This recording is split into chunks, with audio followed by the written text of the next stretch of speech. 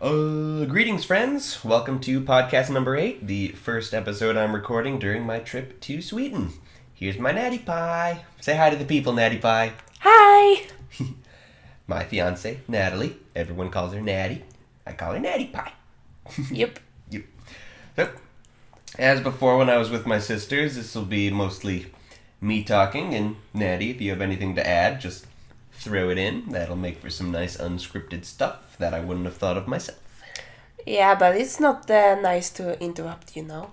Yeah, well, I'm cool with it. You know, not supposed to be a me podcast. So, for our Disney collection this week, we watched Fun and Fancy Free. I had seen the film before, Natty had not. Natty's family also collects Disney films. She has many. Had I consulted her before buying the rest of the package here and most of the Silver Age, I might have more money right now. But the point was for me to collect these. Well, you should have. Yeah. Anyway, we watched Fun and Fancy Free. So here's my notes first, and then Natty has some notes of her own. The whole family joined us. Her mom and her sisters, Nikki and Steffi. How old are those two now? Nikki is 21. She's gonna be 22 this February. Mm-hmm. And Stephanie, she's 17, and in July she's gonna be 18. Sniff, sniff. Wow. Very upset. Yeah, well, yeah, seems like they were so young last time I saw them. That's a joke, because last time I saw them was 3 years ago. 4. 4? Yeah, but it was 4 years ago, wasn't it? Yep. Yeah. And your oldest sister... Age doesn't matter, you know. Of course, but... It's just a number after all. Yeah. And your oldest sister, Mishish, when did she move out? Was that recently? She didn't move out, actually. She just used to stay at boyfriend's place because, yeah, you know...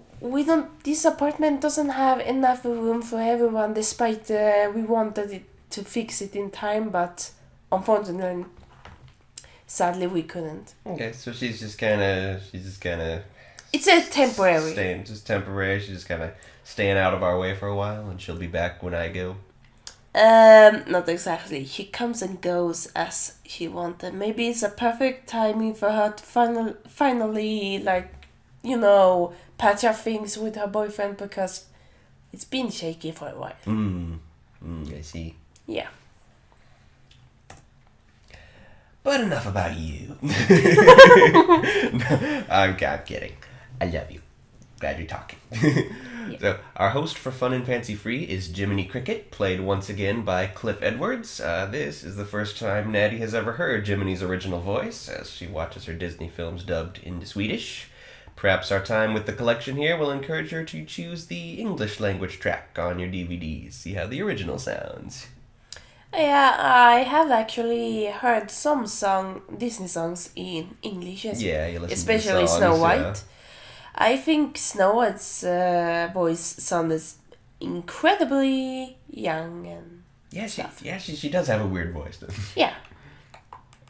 Yeah, you heard me commented on that too. So the film is divided into 2 segments, the first being Bongo, a story narrated by Dinah Shore about a circus bear who escapes to the wild, learns its stuff out there, and learns that wild bears express love by slapping each other. And, yeah, but of course what you really pay for when you get this film is the other segment, Mickey and the Beanstalk, as told by Edgar Bergen, his puppets Charlie and Mortimer, and some little girl, Luana something. Mickey, Donald, and Goofy play peasants in a telling of Jack and the Beanstalk. This was the last time that Walt Disney played Mickey before his busy schedule and declining health led him to pass the role on to sound designer Jimmy McDonald. As with Clarence Nash's Donald and Pinto Colvig's Goofy, Disney's Mickey isn't a very good actor, but I suppose it was considered competent voice acting by the standards of the 40s. As a family, we got a lot of laughs out of Charlie McCarthy's constant interjecting into the story with all his smart remarks. Yeah. that was my pretty funny. whole family was laughing, actually. Yeah. And fun fact, I didn't knew actually that Walt Disney had the voice of Mickey Mouse at first. Yeah, he was. You know that, the logo, at the beginning where he's turning the wheel of the Steamboat Willie and he's whistling? That's Walt whistling. Really? Yep. Well, yeah, it's a lot I don't know. Well, keep listening to my podcast. You'll learn a lot. You can learn a lot about Disney from me. I've picked up things, and I'm learning more every week as we go. Yeah. The magic harp is an interesting entity. Perhaps a magical singing harp can be an item in Keys and Kingdoms. And there's the scene where Donald goes crazy, picks up an axe, and tries to kill the cow. That's very iconic. I loved it. If you haven't seen it, I'm sure it's online somewhere. Yeah, it's actually the front picture of the Disney's Nightmare Fuel page on TV12. Is it? Yes, when his eyes are all crazy and stuff. The scene where the beanstalk grows, I remember that being the stuff of nightmares when I was a kid. And, the beanstalk being an iconic image of fairy tales, that'll have to appear somewhere in the K&K universe. There's a brief scene with some giant dragonflies that made me think of what giant bugs to add to Keys and Kingdoms. I've just been going with the ones that are already in the 5th edition core rules. And finally, we have Willie the Giant, best known for playing the Ghost of Christmas Present in Mickey's Christmas Carol. Yep, he made his debut in this film. He's a shape-shifting giant who wields a spiked mace and lives up in the clouds. Perhaps he can provide some inspiration for the Cloud Giants, as reinterpreted by K&K. You know what I think a lot of games need? Colossus climbing mechanics. The need to climb up the body of a huge enemy in order to properly take it down. That would be super cool, but by the mechanics of most games, it's just so much easier to just attack normally. I guess, you just beat at their ankles until they die. Guess there wouldn't be much of a point in changing those rules, but still, it'd be real cool. And Naty's got her own set of notes for this movie, which I'll let her take over and read those. Yeah. First, I begin with the intro. The intro with the credits in the beginning were very colorful and cheerful, accurate to the title of the movie. Mm-hmm. I actually knew that Jiminy Cricket was going to be part of the movie since he was clearly on the picture of the DVD example I often saw on the internet. Mm-hmm. So, but I didn't knew he was kind of like a narrator to the tales or more like a listener to other things that narrated. It's like the big LP disc or the guy who... Yeah, the puppeteer. Yeah, Jiminy's kind of our host. Yeah. But I really love that song, especially in the beginning, fun and fancy-free, cue, title drop. Mm-hmm. And then we get into the story of Bongo, a circus bear who finds his own life in the wilderness. I can actually agree with everyone doesn't feel good about the circus. Despite it's implied it's supposed to be fun. Maybe for the audience at least, but not for the actual animals who performs. I was a good friend with an ex-boyfriend's mom who actually told me about this, and since I was a kid I was a fan of circus until I found out how the animals are treated, and I got really upset by that. Yeah, I talk a bit in my in the Dumbo episode about just how circuses are kind of out of fashion now. Yeah. Yeah, but... Because of, cruelty, among other things. Yeah, and what I noticed is Bongo is a bear, naturally, but he doesn't know how to be a bear. Yep, born and raised in the circus. Yep. So he does his act, but when it's over, he's straight bathed woefully and then locked in his cage. Mm-hmm. And I got really annoyed with this because, different to Dumbo, Walt Disney kept this very realistic now, and I noticed that. Mm-hmm. Mm-hmm. Well, we do know it has to end happily, but not before Bongo learns the struggles of living in the wilderness. Yeah. Like in the beginning, in daylight, is all happy dappy, as my sister puts it. But then when night comes, it rains and stuff, and he becomes hungry. Pretty realistic. Mm-hmm.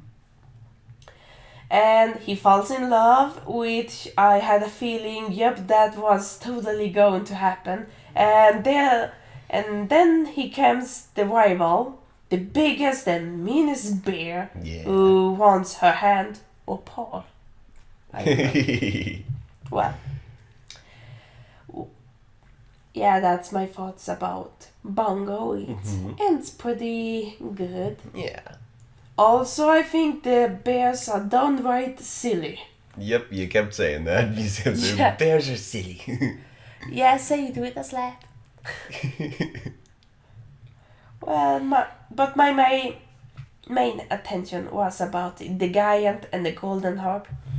I grew up as a little girl with thousands of fairy tales, so yeah, the original story to this segment, Jack and the Beanstalk, was a favorite of mine. Alright. So I knew there were a golden harp involved, but I didn't knew the golden harp was like alive. That was surprising. Yeah, I think that's just in this version. I think most versions it's a golden goose Yeah, or something. Yeah, but I thought it was like a nice touch to it. Yeah, it really was. Yeah, I like the harp. She's sexy. I bet you would think that. Anyways, we get to meet Mickey, Donald, and Goofy as main casts, as peasants, as Pookie said before. Pookie is my pet name for him. Don't steal it. I'm Pookie. Yep. Copyright here. Anyways, it tells about the golden harp and its song and magic brings life and prosperity in a valley, who's called Happy Valley because it's, well, happy. Mm-hmm. And then something happens, it's stolen, and everything becomes dry like last summer in Sweden. I don't like talking about that. And misery falls on the valley, and Happy Valley is now Unhappy Valley. Mm-hmm. And our hero starts. And this I got really unnerved because I'm poor myself, so I know how hunger works actually. Like in modern day, it's like you suffering about the money and money to like food, but this is like in like medieval times, so you have to fix your own food, I suppose, and that is impossible when everything dries up and there isn't even enough grass for the cow to, well, so she can make milk. Mm-hmm. And Donald is going bad crap crazy. And I know this because on the worst days in the months, it happens that me and my family is struggling with food. Not to the extent Donald is, but very few times before it's been pretty darn close. Mm-hmm. And as I said before, the picture of Donald going into an hunger-induced madness and try to slaughter the cow is actually the picture of the Disney's Nightmare Fuel TV Tropes page. He tries to slaughter the cow, but he fails. So, to get money for food, Mickey sells the cow. What does he get for that? Beans. This magic beans, he claims, but neither Goofy or Donald believe in that. And I wouldn't either, because if I was a realist. Anyways, these beans are knocked under the floor and deep underground. Ooh, let me cut in for a moment. Sorry, I remember as a kid seeing like the deleted scenes, seeing the storyboards of like where you find out where Mickey got the beans. It went through 2 iterations. One, he got them from Honest John and Gideon from Pinocchio. It would explain a whole lot. Yeah, and in another, he got them from Minnie, who's the queen of Happy Valley. Yeah, what the... The first one makes more sense. Yeah, the first one makes more sense. The second doesn't, because if she's the queen of Happy Web Valley, shouldn't she make sure her people doesn't starve? Well, maybe that's why she gave him magic beans. She wasn't trying to swindle him. They really were magic beans. Yeah. Yeah. No, I didn't want anything to turn him into like French Revolution and all that. That's yeah. So maybe it was better off where we don't see where Mickey got them. Yeah, maybe. Everybody knows that part of the story. Oh yeah, but yeah.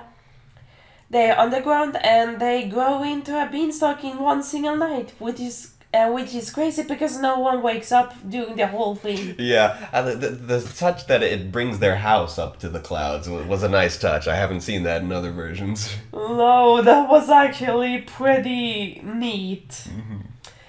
But the house is practically torn apart by the growing vines, and not to mention their beds, which is amazing that they don't wake up, but I guess, yeah, going hungry all day and they exhausted in there. Yeah. So they wake up to this magic place above the clouds, and there's a castle and everything. They go to the castle, and in my thoughts, it's more like a mountain hike than your normal walk. Mm-hmm. So because it's based on Jack and the Beanstalk, I expected it to be a giant. But then I just hear this fee-foo, fee-foo, and I just thought, hold up, I know that! So it turns out it's the freaking giant from Mickey's Christmas Carol grew up. And you haven't heard or seen of it? Go and have a long, hard look in the mirror and ask yourself what's the meaning behind your life. Because if that wasn't a part of your childhood, I don't know what it was, and I seriously pity you. You know, never seen it. But it's on my list. Can I invoke exception for my Pookie Pie? Well, my childhood wasn't deprived. I had other Disney stuff. I'm talking about the normal people who, yeah, today kids who just sit in front of their iPads and watch stupid things like twerking and that. Mm-hmm. That is not for kids. Yeah. Okay. Anyways, it's the giant from Mickey's Christmas Carol. I grew up with it as young, and as I knew, the giant in my eyes is pretty nice and silly. But you know, giants, they suddenly get dangerous as soon there's intruders, mm-hmm. And the reason why he wanted their harp. He wants someone to sing for him so he can take a freaking nap. Mm-hmm. Pretty selfish. So you're with you're with Mortimer, that you're sad that the giant died? Yeah, kinda. I mean, it could be avoided by communicate. Mm-hmm. Miscommunication is a big problem today. Yes. So, yeah, our friends get chased by the giant, and now I have to give a shout out to the PlayStation 1 game, Mickey's Wild Adventure game, which one of the harder levels is actually being chased by the same giant from the movie. Oh, really?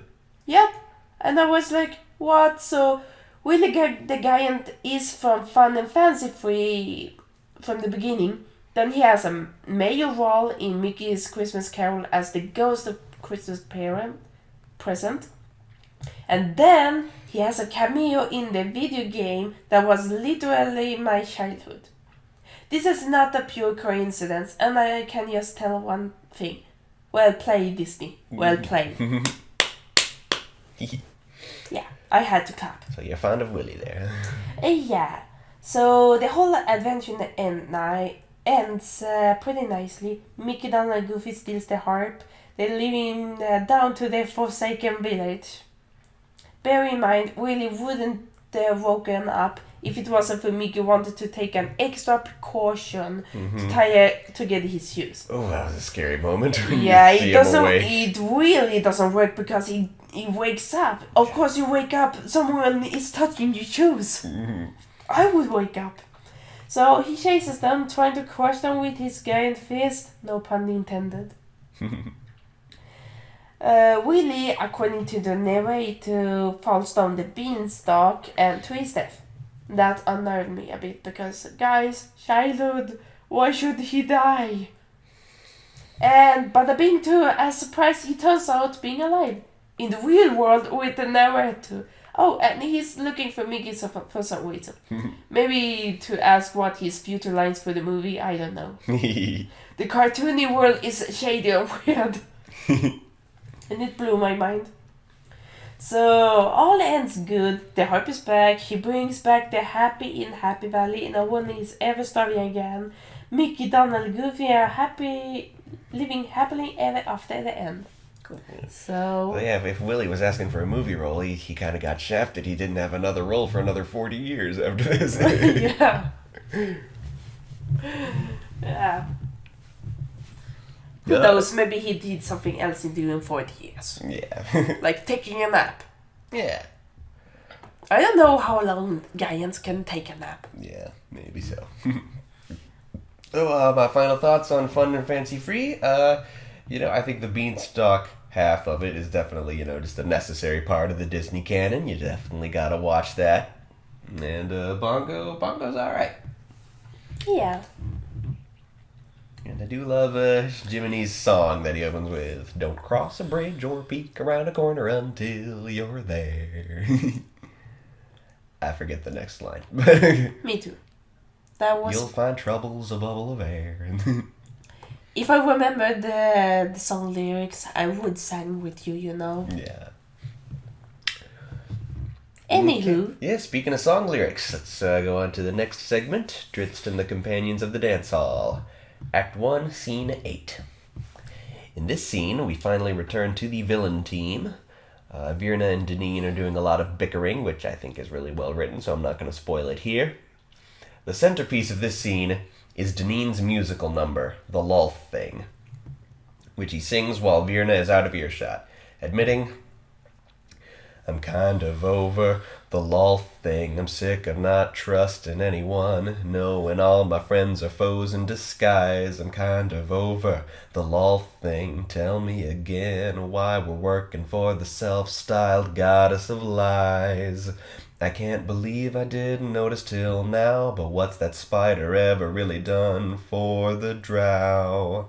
So I'm done, though it chills me to the frickin' bone. I'm over everything that I've ever known.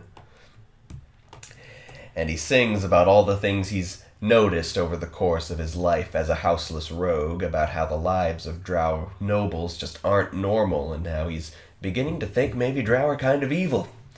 And after the second chorus, he recalls an event from the books.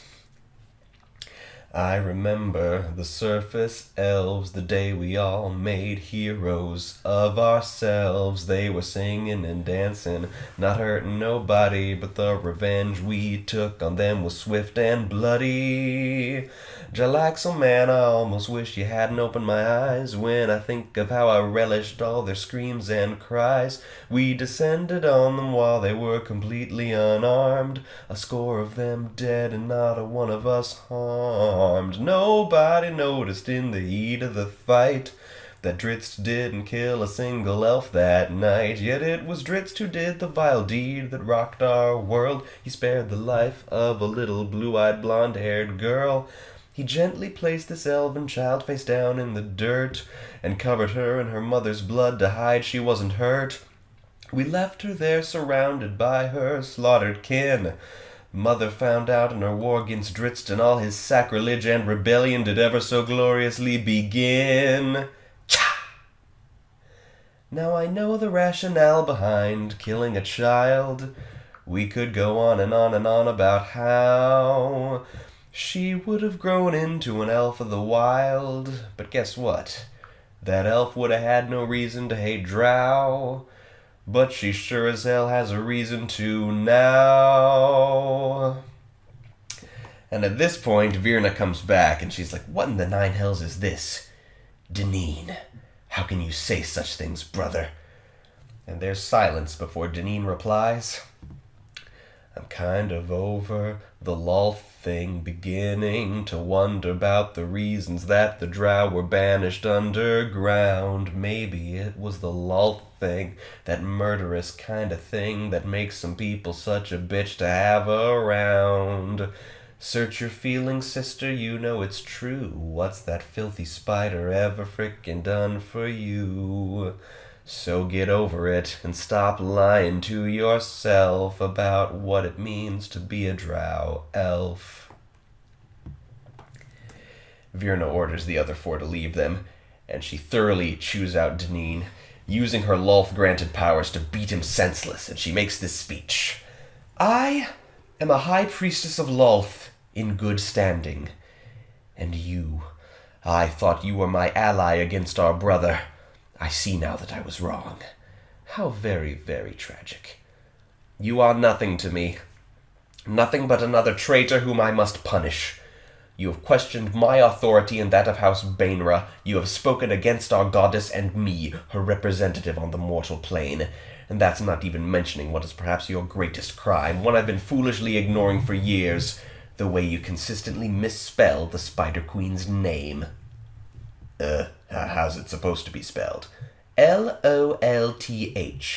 That's what I thought, but everyone on the internet spells it Lloth, so I just thought, well, everybody on the internet is wrong, aren't they? Open a book, any fucking book that mentions her name. There's no double L, it's not Loth, it's Lolth.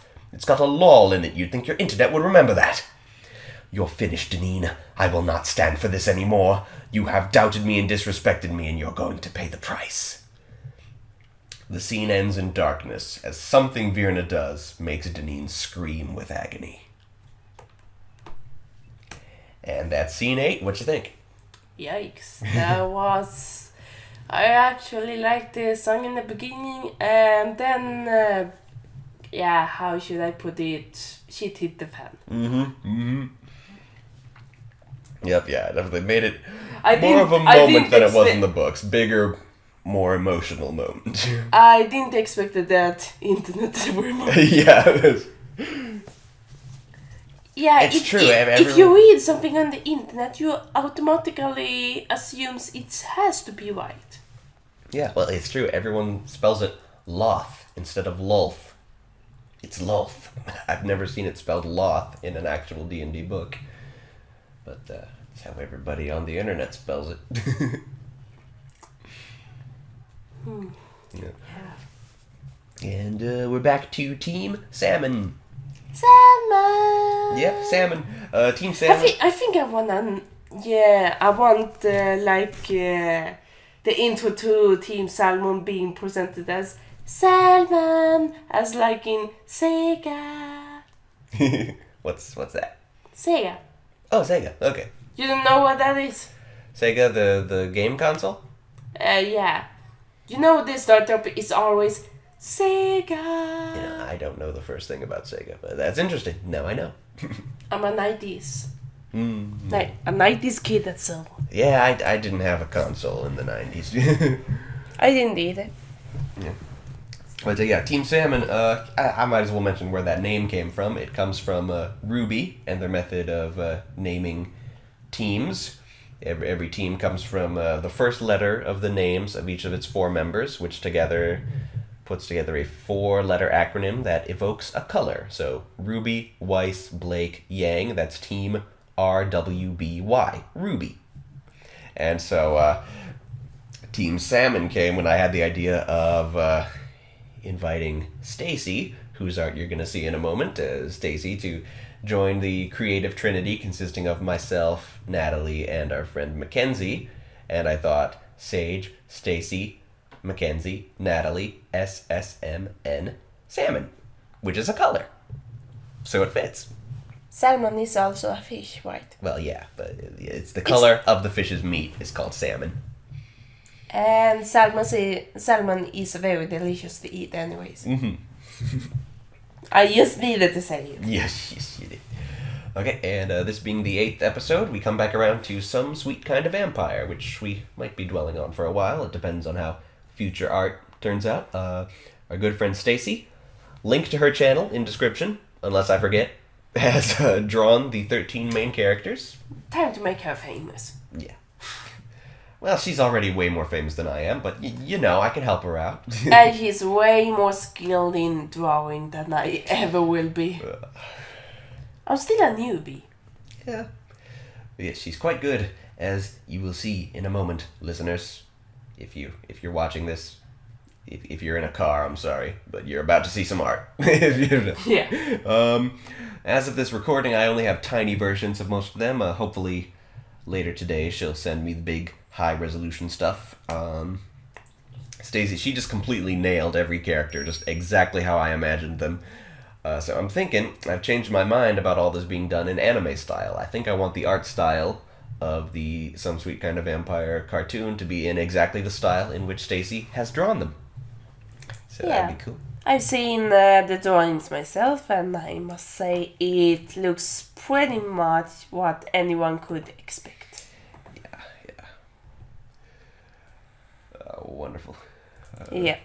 Here, I'm bringing them up so I can see them while I discuss them. Okay, window. Lots of windows to open. Okay, Where's my script? There it is. Okay, so we're going to start with a picture of Tom and Harriet. Completely nailed them. It's just the first two she came out with, and I'm like, oh my god, this is just what I imagined. It's wonderful. And so while I'm talking about the characters and showing off the art, I'm going to kind of give some dream casts.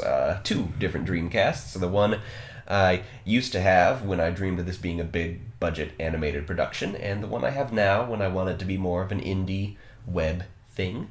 I'm also making a sort of a meme version of what I'm talking about right now for my DeviantArt page. I'm working on that. So in my original fantasy, Tom would have been voiced by Yuri Lowenthal, best known for whatever roles I decide to put up on the visual aids, and Harriet by Laura Bailey. In the cheaper version, I imagine Tom voiced by me, and Harriet by Meredith Stepien of the popular online theater group Team Starkid. And here we have Kevin, Ash, and JG. Once again, Stacy really captured them, although the Scooby-Doo themed color scheme was unintentional on her part, I assure you, and because I didn't ask her to do that, and she didn't realize it until someone pointed it out, that they're dressed like Shaggy, Velma, and Daphne. Did you notice? Yeah, except not really. Yeah. Well, you know, they got the color scheme. So, the original fantasy is Vic Mignogna as Kevin, Cree Summer as Ash, and Jodie Benson as JG. For my current version, Kevin is still Vic Mignogna. Really can't imagine him any other way. Ash is Doris Lewis, one of my classmates from when I was in massage school. She reminded me very much of Ash when we first met. I think she's into acting. I'm pretty sure. We haven't spoken for the longest time, but I had her pegged as my new Ash quite some time ago. Then for JG, I'd go with Grace Berensmeyer, who was my sort of girlfriend back when I first conceived this idea 9 years ago, and was the original inspiration for the character of JG, so kind of full circle, I would cast her in the role now. So I don't know if this alternative is actually cheaper and easier than my original dream of using professionals, as these people live all over America, and we'd have to get them into studios, and, you know, they all got jobs and stuff, so it's sort of a fantasy dream cast either way. Whoever the real voice actors end up being, they'll probably be local to wherever I am. But we'll see. Who really knows? Who really knows? And here's Raver. I'm not sure that's the best way to draw dreadlocks. He looks a bit like Bismuth. But good enough. It's incredibly hard to draw dreadlocks, I assume. Yeah, it can't be easy. I've tried it. Yeah, not easy. As I've said before, he's the and of the cast. The credits might read, and Dave Chappelle as Raver. I had originally designed the character to be played by Wyclef Jean, but I figured Dave Chappelle doing a Wyclef Jean impression would have better presence and comic timing. Yeah, the indie voice actor choice is Wallace Anthony Powell, who worked at the massage school I attended and was sort of my mentor there. Shame I didn't actually become a massage therapist. It was just too physically and emotionally draining. I don't think I could do it any more than I already have. You tried. Yeah, I did. You tried your best, and that is what's counting. Yeah, I tried, and I'm glad I kind of learned it, but it just drained me. I could not do it for a living. Ooh, and that's sort of the 6 main characters who'd appear in the theme song for the first season, yeah. And then over the course of that season, 7 supporting characters would be introduced, who'd then be added to the theme song from the second season onward. Right? Mm-hmm. And starting with Geraldo and Dustin, whom you've met because they're in the first episode. In my original fantasy, they'd be played by voice actors Ogie Banks and Jason Marsden. In my current plan, I hope to get Michael D. Perkins and Jasper Grossman, some of my colleagues from Quincy Community Theater. Other characters who are introduced over the course of the first season include Victor and Zed. Tom and Kevin meet them in poetry class and they form a band together. Tom plays guitar, Kevin plays drums, Vic plays keyboards, and Zed plays bass. Vic is the leader of the band, always arranging weird gigs and changing the band's name and theme, and Zed is just an old hippie who just kind of goes along with anything Vic says. Zed was the one character I asked Stacy to redo because he wasn't quite how I imagined. So, he needs to be more beardy. He's not beardy enough. And while you're doing that, part his hair too. There we go. And so, yeah, now he looks like how I imagined. And you'll notice Vic's shirt has a Koopa Troopa on it. His deal is that every episode sees him in a different silly t-shirt like that. And so the original dream plan, Vic would have been played by Jeff Brian Davis of Whose Line Is It Anyway, and Zed by the very prolific Fred Tatasciore. In my current plan, I want to get Team Star Kid members Brian Holden and Jim Povolo. And then there's these 3 ladies. Nakaji is a genie in a bottle who Kevin finds in his house. Since he's a decent guy, he gives her the absolute freedom to do whatever she likes, and even though she's a very powerful sorcerer and downright omnipotent when Kevin makes a wish, she just likes to hang around and enjoy modern luxuries, easily becoming addicted to them. Lily is a werewolf who's Harriet's best gal pal. She's very snarky and cynical, always making dry remarks about the goings-on, and for 3 nights each month, she's a giant blue wolf who snarks silently. And finally, there's Jackie, Harriet's nemesis, an angel who's always causing trouble around town. In my original plan, Nakaji would be voiced by Kath Soucie, Lily by Colleen O'Shaughnessy, and Jackie by Katie Lee. In the indie version of my fantasy, Nakaji is voiced by Sol Watson, another of my massage school classmates, and Lily and Jackie by my theater colleagues Adrian Fisk and Gretchen Wolfmeyer.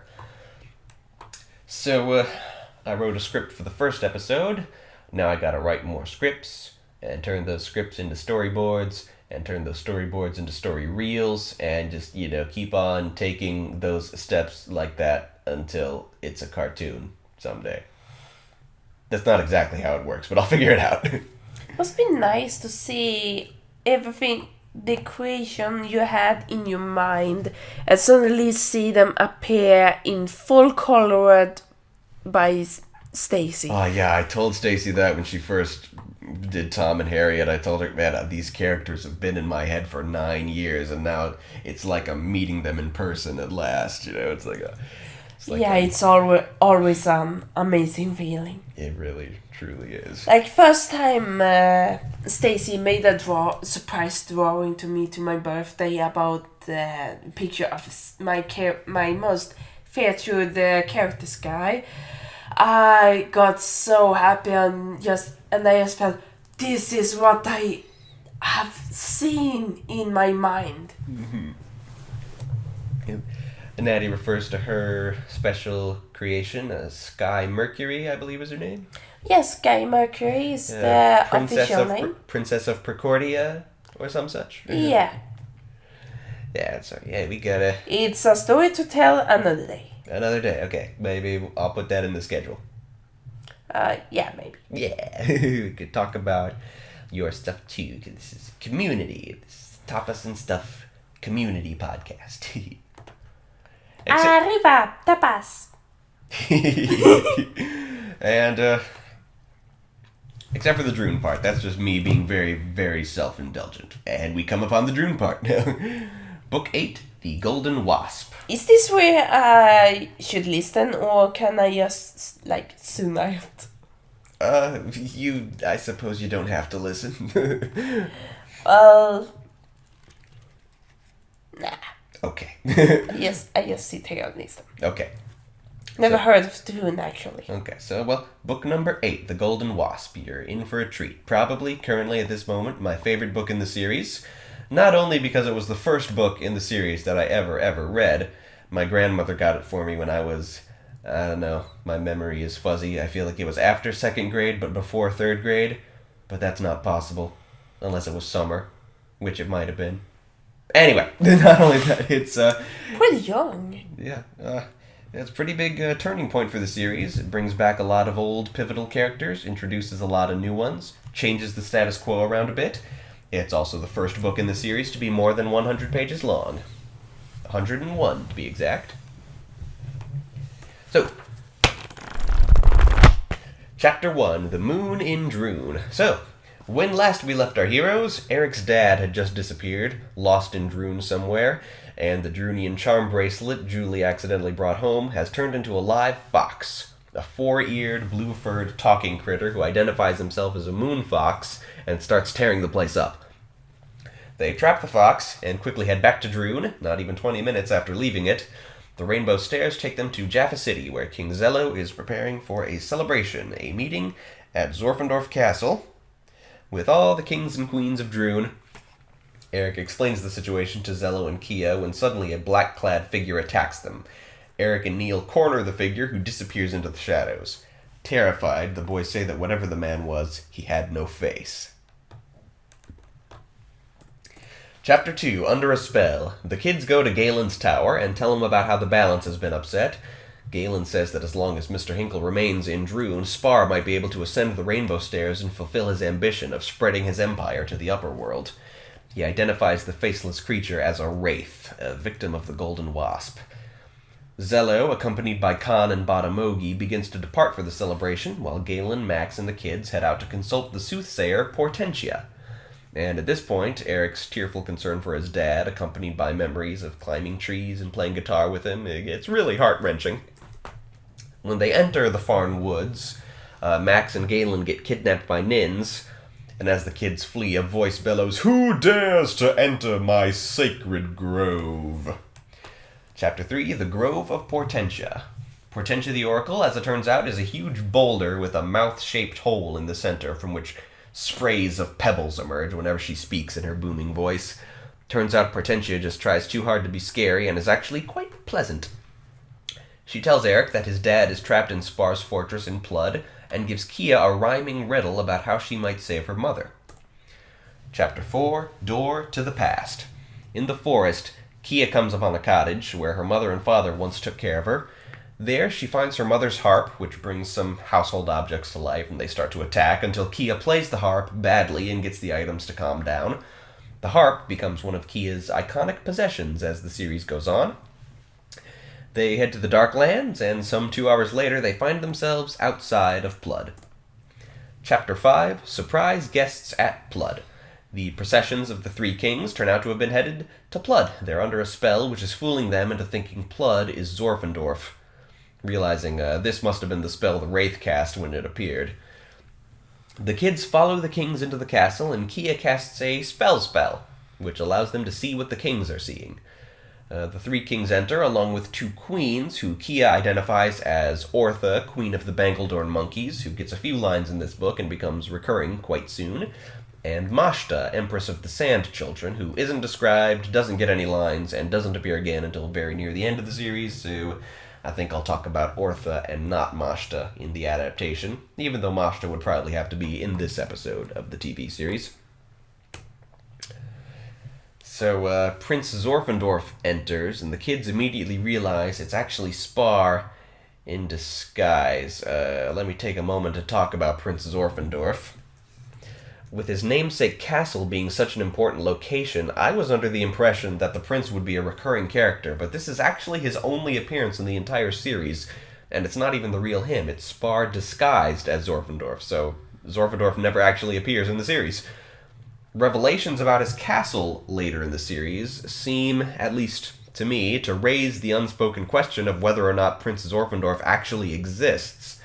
And not until one of the last pages of the last book do we finally get a hint as to what his deal is. It's indicated that he does exist, he's just a recluse, and is also a time-traveling duplicate of another character, or something like that. I think that's what we're meant to take away from what's discussed of the guy. A very mysterious character, and not in an intriguing way, just a confusing way. I think in my adaptation I'd make things a bit clearer. Chapter 6, The Sting of the Wasp. Spar imprisons the royals in the ballroom, reveals himself and his castle for what they really are, and has the golden wasp sting all the kings and queens, making them bow down to Spar. Having heard that Max and Galen are in a dungeon along with a man in strange clothes, the kids decide to break them out in order to have some backup in saving everyone. Chapter 7, The Locked Room. They find the dungeon, its door conveniently labeled with a sign that says, Dungeon. There they find Max, Galen, and Eric's dad, all talking about plaid, because what else would a suburban dad be talking about? I think this book is what introduced me to that stereotype. They release the prisoners and start searching for Julie's charm bracelet, which, Yeah, I skipped the part where they found out Julie's charm bracelet is also in blood. I must have missed it. So, they find the titular locked room, where they find not only the bracelet, but also the golden wasp's nest, which is full of hundreds upon hundreds of its little golden waspy babies. Ew. Yeah. Galen locks himself in the room with the baby wasps and urges Kia to go off and remember the way her mother used to play the magic harp. Chapter 8, Spar's Wicked, Wicked Plan. The kids, Max, and Eric's dad all go out into the courtyard where Spar is preparing to distribute the baby wasps all over Droon to bring the whole world under his control. Galen, as it turns out, lit the wasp nest on fire, and an enraged Spar tells the wraith to fetch its brethren. Kia finally has a brainwave about the harp and plays it to free the kings and queens from the mind control. King Zello and Mr. Hinkle meet, and Neil is all like, hey, two cool dads. Then, of course, the golden wasp appears, Neil provokes it, and it chases him into the burning fortress. Chapter 9, Fire and Ice. There's a poorly timed duck joke, and Kia finds the golden wasp. Fights the golden wasp, excuse me. Galen is facing down Spar in the burning wreckage of the wasp nest, totally badass, and Spar announces that the stairs have already appeared in the Darklands, and soon he'll ascend them. The most epic magical duel we've seen yet happens. As Galen and Kia duel Spar, all the rest of the good guys slowly make their way across a frozen lake toward the Rainbow Stairs. They are pursued by the Wraith and all its brethren, who are skimming across the lake on ice skates. Chapter 10, The Harp and the Wasp. Blood explodes. Galen and Kia make it out safely, but so do Spar and the Wasp. Spar zaps Kia and she falls, dropping the harp. Eric gives the harp to his dad, who, with his guitar knowledge, manages to play a tune that cracks the ice in the lake, preventing the wraiths from getting any closer. Mr. Hinkle gives the harp back to Kia, who plays a tune that makes the wasp turn against Spar, stinging him. Both Spar and the wasp sink into the icy lake. When they get to the top of the stairs, they find that the Moonfox busted out and wrecked the whole basement, more than it was already wrecked. Galen and Kia enter the basement to turn the Moonfox back into a charm bracelet. Galen wipes Mr. Hinkle's memory of everything pertaining to Droon, and Kia, catching sight of the apple trees in Eric's front yard through the basement window, realizes that she's been in this room before. Before they can investigate further, the Droonians have to return to Droon. Figuring that the mystery and adventure of Droon has to wait for another day, Eric decides to go outside and climb those trees. So this book really solidified Droon as one of the great fantasy epics, in my mind. I mean, I'm so glad I'm doing this project, even if nobody's really listening to it. And I really, really hope I can do this Droon adaptation someday to get the series the further attention it deserves. So, adaptation. My first note would be about the Moonfox, who ought to be depicted with a combination of animation and puppetry, and I think he merits a guest star to be his voice, like a cameo. I'll go with Jan Rabson. very obscure voice actor, but I personally think he's one of the greats. For the Wraith, I think whoever performs the main Wraith deserves guest star credit. That guest star should be someone who knows ninjutsu and parkour. Want him to be very visually striking. Not sure what to do about the dozens of ice skating Wraiths, but it's gotta be kind of scary, right? It's not silly. It's scary, right? For the voice of Portentia the Oracle, I want to go with Ellen DeGeneres. Yeah, not every guest star in the series will be a voice actor. Some genuine beloved celebrities ought to go in there.